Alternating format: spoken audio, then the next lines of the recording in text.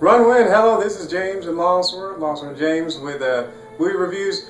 What I did this time, instead of doing most recent purchases, I just went and found three really funny movies. The first two might be available. I know the last one is available for $56 on Amazon.com. But I mean, you should be able, if you can find it. I don't think, but they're really old. We'll start with Keenen Ivory Wayans' A Low Down Dirty Shame. Lawson, what do you think about this movie? Yeah, it was a good movie. It's funny. Really had some action in it. Pretty good movie. Good little plot. I enjoyed it. This Jada Pinkett Smith this is I think the first movie I ever saw her in. She was funny. It is a comedy. Keenen Ivory Wayans, he's hilarious. They do have some homosexuality in it to people who wasn't named.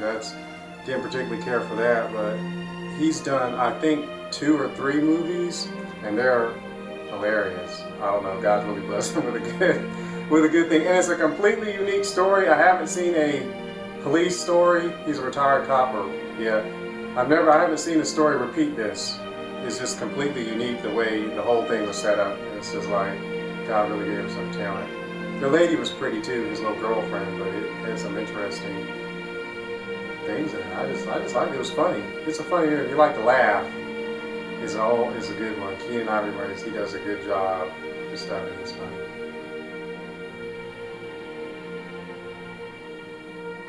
Next movie. Good movie. Next movie. Keenen Ivory Wayans did this one too. We're going backwards, retrograde in years. He did this, I guess, is one of his favorite ones. I'm Gonna Get You Sucka. This is a funny, hilarious movie. I like it. There's just a lot of stuff in the movie. Lonzo? Yeah, you got a retired cop in there too. So it's pretty funny, very funny. Talking about different things in it. Definitely a must watch. Old humor though, some old funny humor, just straight out humor. So it'd be funny, real enjoyable. Yeah, one of the things I liked were they were actually the real heroes were the older people in the movie, which is a little bit different. It actually has Isaac Hayes in there, and this person who was let's see if they put his name. I think his name is Jim Brown, or whatever it was. But whoever he actually played in the NFL. He's retired.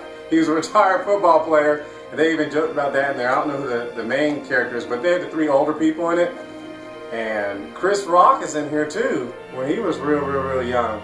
But the whole thing's funny. It plays on all sorts of stereotypes, and it's a unique story too. I don't think I've ever seen anything quite done like that. This must have been before everyone started playing, making fun of movies. This was like a comedy, but not like where they always put things from other movies in and they're just making fun of other movies. This was funny. I like the movie. Yeah, it's good. And the last one, Sir Sidney Poitier, and Bill Cosby, who are still alive, of course. I'm Gonna Get You Sucka. Sorry. Let's do it again.